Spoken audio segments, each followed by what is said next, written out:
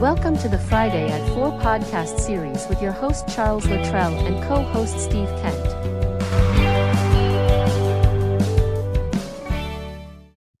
Hey, Steve, welcome back to the Friday at 4. How are you? Doing well, Chuck. How are you this week? It's been a great week. Good to Nice. see you. Glad you're back on the Yeah, Friday at 4. yeah, Thanks you as for, well. You as well. yeah, thanks for being, uh, week after week doing this. I love it. Yeah, yeah, it's a lot of fun. Just a lot of fun just to hang out, relax, add some value. Yeah, good stuff. I appreciate you still liking the Friday at 4 with me. I appreciate it. Absolutely. No, I We've am. come a long way. Well, this is going to sound crazy, but it is the truth. You set this up. You do the podcast, you do all this stuff. I have no clue. So, and I really don't. So it's a really good combination. So you do a lot of this stuff. I show up and we're good. Okay.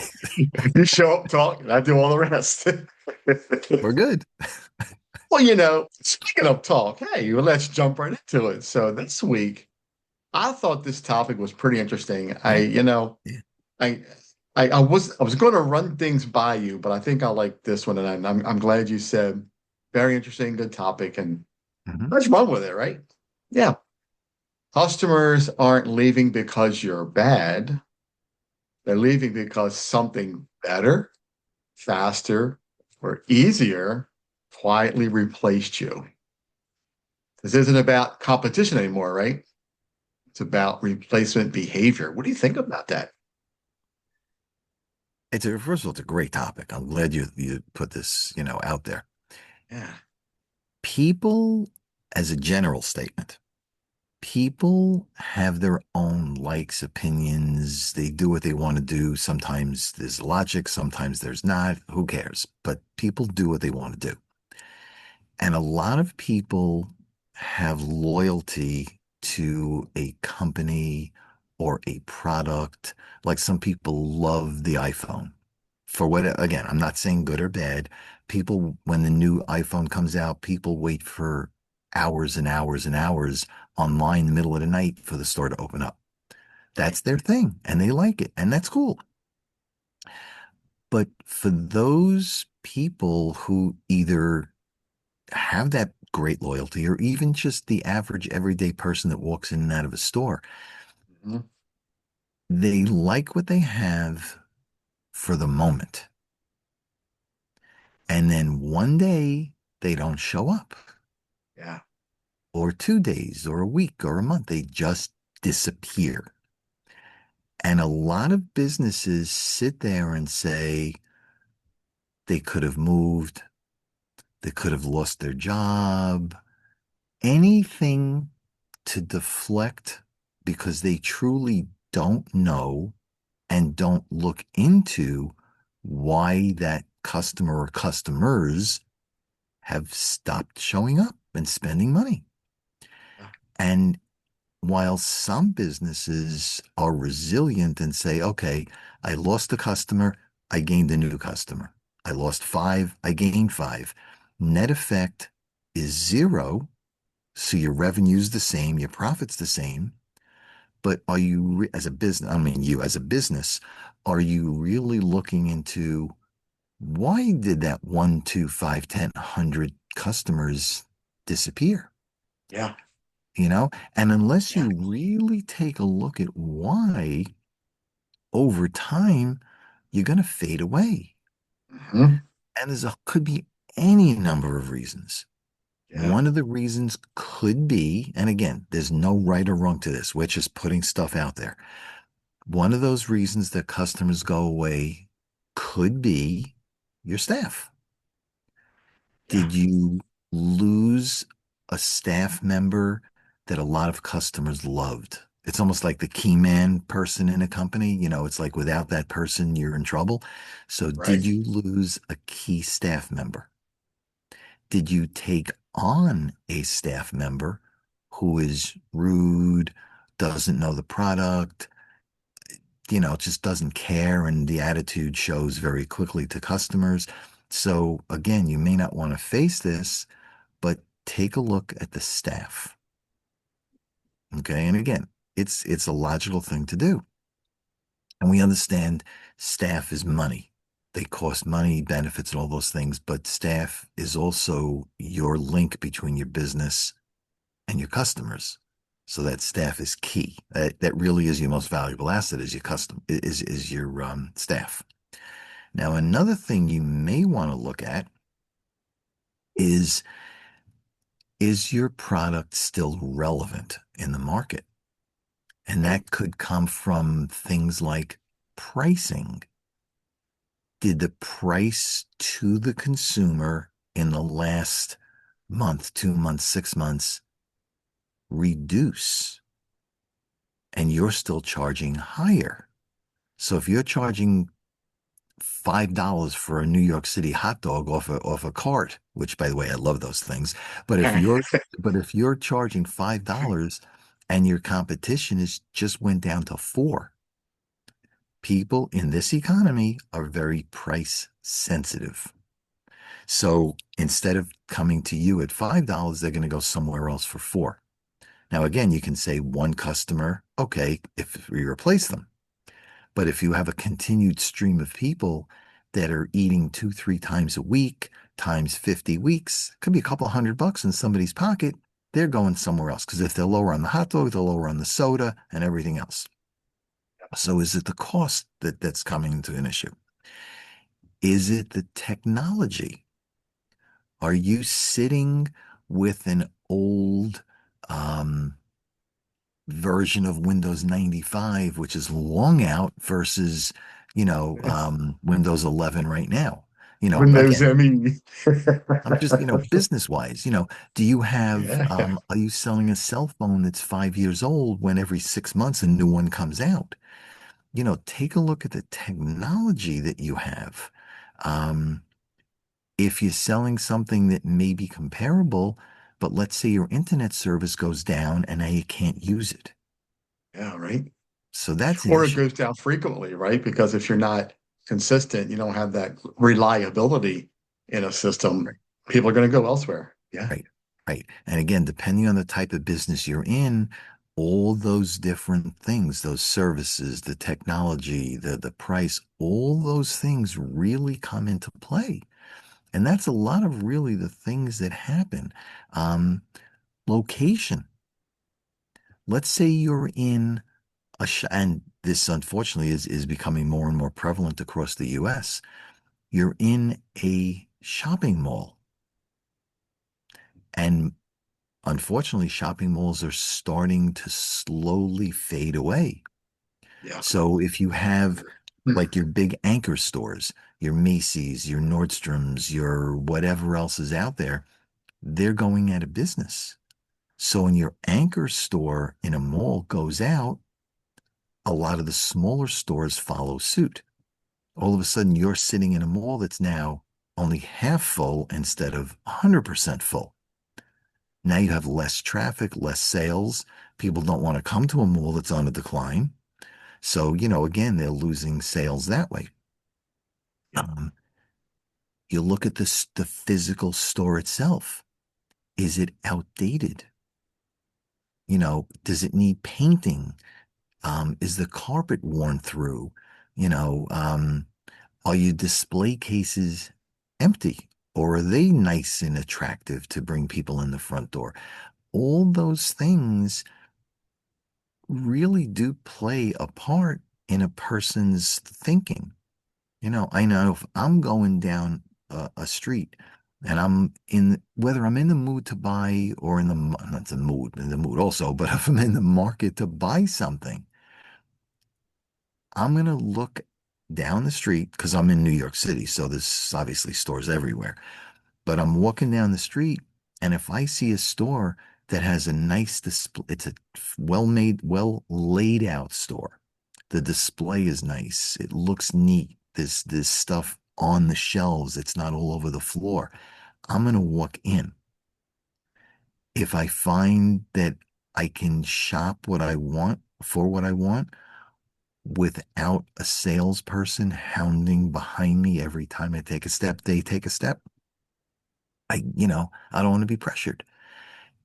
I want them to sit on the side or stand on the side.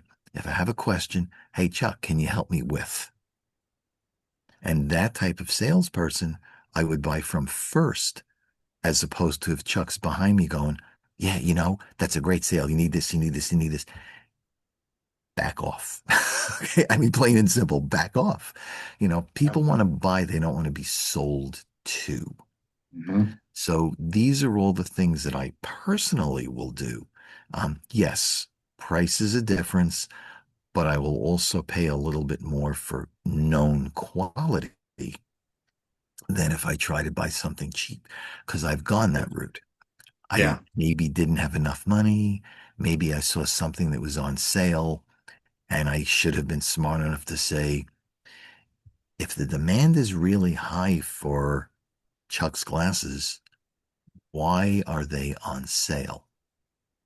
So I could go over, I could pick them up off the rack, I could look at them, and maybe they're on sale because the quality of that particular pair is not good. Are they scratched? It's don't just go for a sale. Why is it on sale? And the classic example I use for that is I'm a member of one of the big box stores. I won't mention which one, but I'm one of the big box stores where you can buy, 97 pounds of hamburger for $1.29, right? So, um, by the way, I love hamburgers, but not at that price. That's But right. but what I found, and I say to my kids all the time, just because you're in a store and the price looks good, is it really worth it? Because how many times have I picked up um, a bottle of body wash and it's like, oh, great price because in one of these big box stores you're buying 155 ounces of something. First of all, do Right. you really need that much? But Right. again, the price, if you really think about it, is it really cheaper than going into your local supermarket? And it Yeah. And may cheaper isn't not always be. better. We talked about that. And cheaper isn't always better. Just Correct. because you went to the dollar store doesn't make it better. You spent $1.25 for it. Well, you should have bought the $15 one because what's going to last longer, you know? Right, right. Yeah. So I recently, because I'm a very big Oreo cookie lover, a huge. I mean, give me a thing, give me a sleeve of Oreos and a glass of milk, and I'm good. Just leave me alone. You're good. But I was out with my daughter, and we went to one of the big box stores, and they had this huge box of Oreos, and I did like the day before, I did go to the dollar store, and I found their box of the knockoff of an Oreo. It looks like, tastes like whatever, but it's not Oreo. And I priced, and we sat there in the store and we priced out how many cookies, literally, how many cookies in the box, how many packages, how many cookies in this box versus how many in the smaller box in the dollar store. And we've priced out that if I bought so many from the dollar store to equal the price of the one in the box store, how many cookies you're getting, how much is the cost per cookie. And it turned out that the price of the cookie in the big box store was more expensive. Now, me being an Oreo cookie lover and not thinking clearly, I bought the big box because to me the cookies are more important. Okay, but but Right. but, but I want what the if cookie. yeah, cookies come first, okay? But what if they really do? But what if we're not talking about a $15 box of cookies? What if we're talking about something that's hundreds or thousands of dollars? Yeah, The difference in price between one store and another store could be substantial. it could. Yeah. Yeah, you're right. Yeah. So you really got to be careful. And I know from your perspective, when you go into all these stores, all these food stores, and you're looking at all kinds of different things, what separates one from the next? Could be price, could be size of portion, Yeah. could be quality. I mean, from your experience, and again, I know you can't pinpoint a specific thing, but what are some of the things that you have seen to separate one location from another? Yeah, that's a great question because if you go back to some of my episodes and let's take, for example, we'll go back a couple episodes and I'm trying to, without giving too much away, I'm trying to how do I word this? I mean, we've done so many episodes. And I've done so many, I've done snowballs, I've done ice cream. Um, I'm going to use the example of the deep fried pickles. One thing that set one apart from the other, in my opinion, was that while one looked good, one was deep fried well, the other was more traditional, wasn't cooked well, although it was traditional. The one that stood out was because this one, they cared more about not just about the deep fried pickle, but they cared about giving you the extra dips, Hmm. right? And, yeah, you want your deep fried pickles, you want ranch, and you want different sauces that come with them. But this one particular place that we visited, not only did they give us three extra dips, Hmm. I had talked about that briefly with the server, and he went, "Oh, well, we also have this dip. Do you want to try that?" Hmm. Oh, absolutely. So he brings it out, sets it down. Now I had four dips to choose Hmm. from. And lo and behold, the one that he brought out was absolutely the most, I'm telling you, I don't know how to describe it. It was the best fit. You think you like Oreos. This sauce with these deep fried pickles was just out of this world. And I would go back time and time again to get that combination because it Hmm. just worked. Nice. And that's just one example. This recent episode that I'm working on, without giving too much away, it has to do with breakfast. And this example kind of fit the same way, right? It comes down to ingredients. You have bread, you have eggs, you have toppings, whether some of these things are there or not.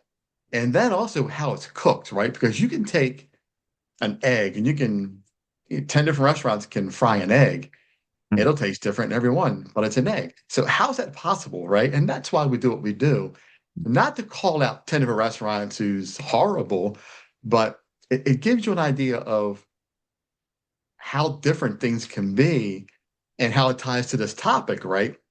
How you can lose a customer and not know it just because you fried your eggs different than the guy down the street, right? And like this phrase says, right? So most business owners think they're losing customers, but they're not, right? They're being replaced. And the scary part about that is they don't even know that they're being replaced with, right? I mean, think about it. If I'm not coming back to your restaurant because, well, I didn't like that you fried the eggs in lard, I like the eggs fried in oil, I just don't come back. You have no idea why I did that, right? Which gives you the reason of, how I do things with the show. And that gives you that kind of another look at what could possibly be happening when customers aren't really coming back to your location, right? It makes sense. It really does because you don't Yeah. know. Yeah. Which then brings the next point up of does it make sense? And in some businesses, yes, some businesses, no. Does it make sense to give the customer some type of survey? And of course, every business has to word it differently because the businesses are different. But basically, no, and it's got to be anonymous. This way, people will answer it. If their name or anything else is on it, they're not going to. But if you ask, what did you order? And then you can ask questions about what did you order, questions about the price, um, the quality, if it's food, what did you like? What didn't you like? Um, Now, if it's, I'm going to say, right? go ahead, You know what my answer to that is? go ahead. No, I don't want you to do a survey. Oh, I okay. want you to reach out to Chuck at QACteam.com. Go to QACteam.com and order my Star Performance Index and let me run those numbers for you On the and food let's side, see what's yes. happening. Yeah. On the I can food do any side, business. yes. It doesn't have to be food. It can be any Oh, okay. business. Absolutely. Yeah. Yeah, I don't Okay. want you to think that I can only do food. My Okay. model fits for any business. I can do Got it it. for toys, cars, food, airports, hotels. This Hmm. can be fit for any business you can think of. I will show Got it. you how to make this fit. Oreos, I can do it all. Nice. Okay. So I stand corrected. Absolutely. So Yeah, contact absolutely. Chuck. And I didn't want to steal your thunder and have you talk No. about the survey, Yeah. but I wanted you to know that I Right. don't just do food. Hmm. My star performance index can work for any business. I can take your Got it. reviews and I can come out and do a visit and show you how it all fits together. And I have one to show how I'm very versatile that's coming up in a new episode. Hmm. I'm still working on putting it all together because it's not finished yet. Okay. Beyond this episode that's coming up this month, this will be another episode that I'm Hmm. working on that will Good. show how versatile Q.A.C team really is and how chasing the stars can really fit with any business. It's a shocker. Hmm. It'll shock you, but it's really cool. Yeah. No, no. So okay. And that's my answer. Yeah, I apologize. I stand corrected. So rewind this message, rewind this podcast, and take back what I said. If you have issues and complaints and questions, contact Chuck. Let him help. Let him get to the cause of what you liked or didn't like, and let him go from there and do a larger analysis of what's going on and maybe do a video of it. And you never know. He might, and I'm going to put words in your mouth, and I apologize. He might even contact you, ask you to come on the show and talk about it. 1000%. Because that's part of what I do. The podcast Right. interview is definitely part of it. Right. And it all fits together. If you watch my latest episode, I actually added the podcast to the show that we did back in 2023, and it seemed to Okay. fit pretty well. So yeah, it's Nice. good.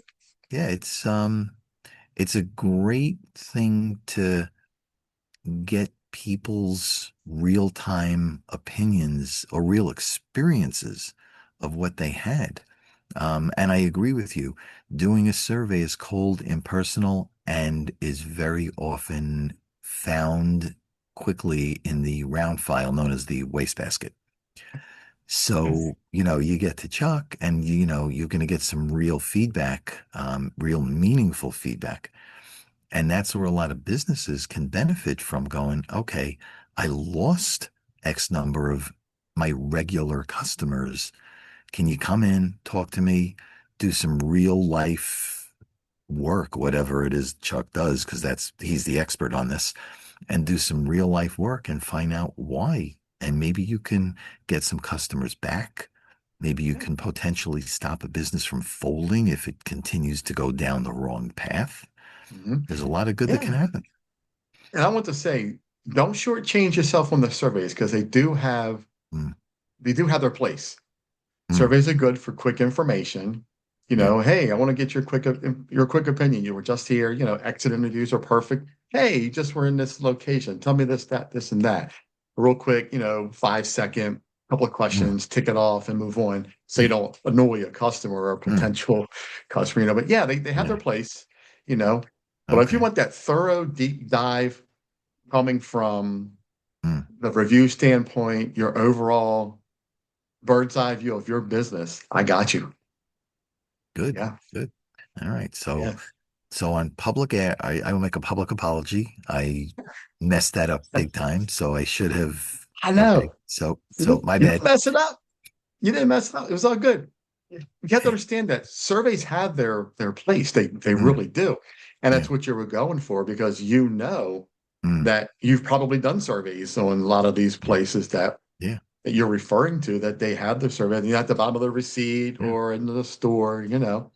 But what I do goes way beyond a survey. It goes way beyond mystery shopping. It goes way beyond anything, Mm, that anybody's ever seen before. So right. yeah, and that last one I talked about, is that they don't even know what's replaced them. Those key words, right? The business owner doesn't know what replaced them. They may not have a clue until they talk to me and I give them that star performance index. You look at those numbers and say, wow, I had no idea because a lot of business owners don't look at these reviews. They have no idea. They don't Correct. respond to them. People are saying anything online and they have no idea that somebody came to their business, their hamburger sucked, that that server was awful and they never are coming back. And that owner has no idea they said that because they don't look, they don't know, you know? Correct. Correct. And I'm And there to give you the unless, truth. Yeah. yeah, yeah. And unless they do find out what's really going on, it can only go worse. It can't get better because they don't know what's wrong. So how do you fix what you don't know? Yeah. That's a huge thing, right? Yeah, yeah, Yeah. it is. And yeah, I can see it being in any business. If you Yeah. don't know, how do you fix it? How do Yep. you know why people are running away? Right. And we've heard, and the numbers vary based on what I'm about to say, that if somebody likes your good or service, whatever you're offering, they may tell five people. But if they don't like it, they may tell 100 in the same time frame. And Yeah. with today's age of social media, that negative view could be out all over the internet within seconds. And the sad part of that is this. Here's the sad part. One of those 100 will probably never be the business owner. Correct. Right. I mean, they just don't tell them. Yeah, they just walk out. And Yeah. it's sad because they are the Yeah. ones who need to know because it's their business. Right. Right. And I can tell you I've had this experience at some, and we've talked about this several times. Mm. There are business owners who just don't want to know. They want to put their head in the sand and Correct. say, nope, I will crunch forward. I'm good. And it's sad because they could be doing so much better, Yeah. or they can realize that they're doing so much better to give them that confidence to do even more. But they choose not to, you know? Well, unfortunately, there's a saying out there that you have to spend money to make money. Yeah. But if you don't know what's wrong, Yep. how do you spend the money to fix something when you don't know what Yeah. that something is? So Right. you go along with your head in the sand, thinking all is right, or not, like you said, not wanting to know what's wrong. Right. But that Yeah. situation, again, can only go downhill. It can never Yep. get better because you're avoiding the problem.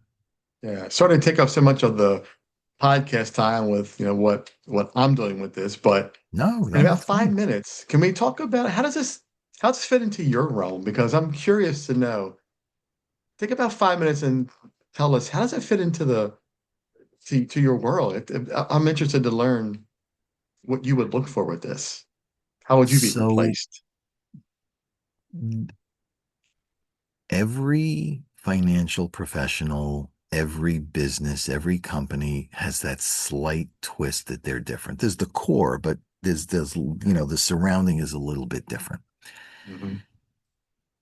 And the way we work in our company is the first meeting that we have with someone is really just to get to know them. Yeah. And because money is such a tough thing to talk about and people don't want to open up. And I get that. Yeah. But if you can build the relationship, I tell my story first to you before I ask you to tell me your story. So you know who I am, where I'm coming from, and you can relate to it or not. Because Yeah. the other way is if you tell me your story first, I tell you mine, I could twist mine to match yours, but it's not Hmm. really me. Yeah. If I tell you mine first, now you know where I'm coming from. So either we blend or we don't. Yeah. Now, once we get past that, then we talk high level stuff. High level stuff. No products, no sales pitch. It's information only. I'm telling you this for a reason. Hmm. Once we get through that, then we go into, once they feel comfortable, a little bit more of a deep dive on their specific financial situation, their goals, their time frames, what they want, a whole bunch of things that go into that. Then we get into bringing back a solution to meet that client's needs. Yes. Then, when we're all done, typically they're going to refer us. Now, where this comes into play in that whole process is if a customer is not happy, you're not going to get past that initial relationship building. Yeah. You're not going to get past the initial overview of what's out there in the real world. High level, but you're not going to get past it. You're not going to get past the deep dive into their financials, goals, and dreams. You're not going to get a chance to present the solution or implement the solution. And they're not going to give you referrals. So there's multiple checkpoints in there that if you're not honest, you don't have integrity, you're not looking at their best interest at any point in that process, they're going to shut you down.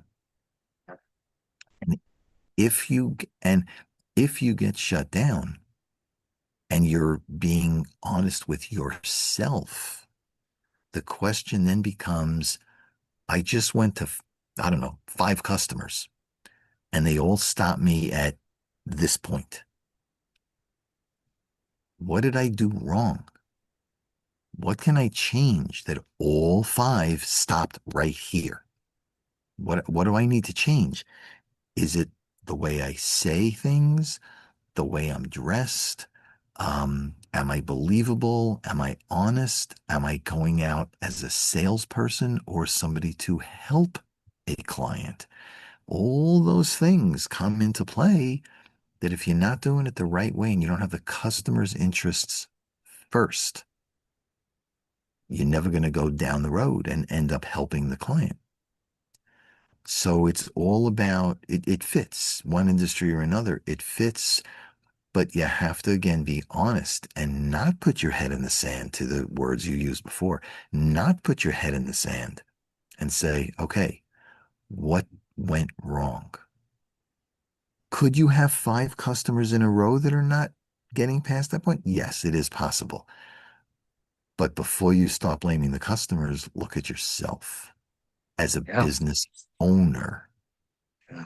And that goes right back to everything we just talked about. As a business owner, are Yeah. you doing the best for your client who pays your bills? Mhm. Yeah. So true, right? It's amazing that it really comes down to a lot of self-assessing, right? Because if we don't assess, we don't know what's happening. We really Hmm. can't help our customers because we might think we're saying and doing the right things, but yet we're not. Especially in your industry, it's tough because Hmm. it can take one little word that can spook off a customer. Next thing you know, you're done. You lost Sure, that sale. sure. And I don't want to Yep. say sale, but I mean, that's what it is. Yeah. You could Yeah. lose it just because of that fact that because Steve looked to the left and not to the right, the glare in his glasses hit me wrong, and I don't want to do business with him. It can be that simple. Good. Crazy. Good. Yeah, If you crazy. walked into a dealership, or a car dealership, and you're looking for a specific type of car, and you walk in and the salesperson says to you, Chuck, thanks for coming in. This is the car for you.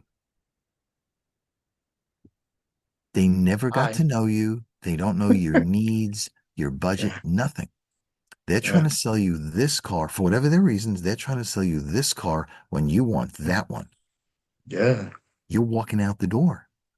And yeah, unless they wake up and realize, maybe I should have asked him, does he want a car, an SUV, a van? Do you want 2 door, 4 door? Do you yep, want, an automatic or a manual transmission? What are you yeah, using it for? What's your budget? Unless you yep, ask those questions, you're going to be selling what you want, not what they need. yeah. Or like a little plug for Ken Arment at Heritage Mazda Bel Air. Hey, come in and see my Mazda CX collection. The 579, 30, 90s, he's got them Yep. all. But I'm glad Yeah. you use technology because he's really good at that, and Hmm. he knows how to build rapport and he knows how to bring Hmm. in those repeat customers because he knows you, he Right. knows your style. He knows what I'm looking for. He knows I have 2 kids. He knows I got one that's about to start driving, and Hmm. he wants to really work on, getting that next car for her, the Hmm. perfect car for her. So yeah, good stuff. Yeah. Great Yeah. topic. I think Yeah. I'm No, it glad was we a good talked about time. this. Yeah, it was a good one. And I know it fit way more for mine than it did for you. We talked a lot more about mine, but I That's appreciate you okay. giving me that plug today to speak a little bit more about Yeah, what I no, I'm do, glad you you did. know. But yeah, but if you want to learn more about, how Steve can fit into that picture and all his Hmm. stuff, 516-727-2294. Reach out, man. And Yeah, you yeah. know, I'm Yeah. telling you, Steve's got a lot of knowledge in that field. And Chuck at 410-935-6132. And it's more than just food. It is. Yes, it is. I know you probably knew that, but we tend to lean more towards food because Yeah. food seems to be the one that needs the most help. And people Right. don't realize that, but it's the truth. Yeah. Yeah. Yeah. Yeah. Yeah. Steve, again, Good thanks for stuff. coming on this No, Friday at 4 no. because, Appreciate it. It's yeah, 4 o'clock somewhere. yeah. Thank you, Good sir. stuff. It's been Thank you, sir. You as well. another great episode, Yep. another great conversation. I love our topics, and I can't wait to see what we have in store for next week. Yeah, I'm waiting too. All right, All Steve. Have right. a Be good, great Chuck. day. Great rest of the day. Great weekend. We'll talk You too. soon. You Take got it. care, everybody. See you, Steve. Have a great one. Thank you. You too, Take buddy. care. Bye. See you, buddy. You've been watching the Friday at 4 podcast series with your host Charles Luttrell and co-host Steve Kent. Thanks for watching.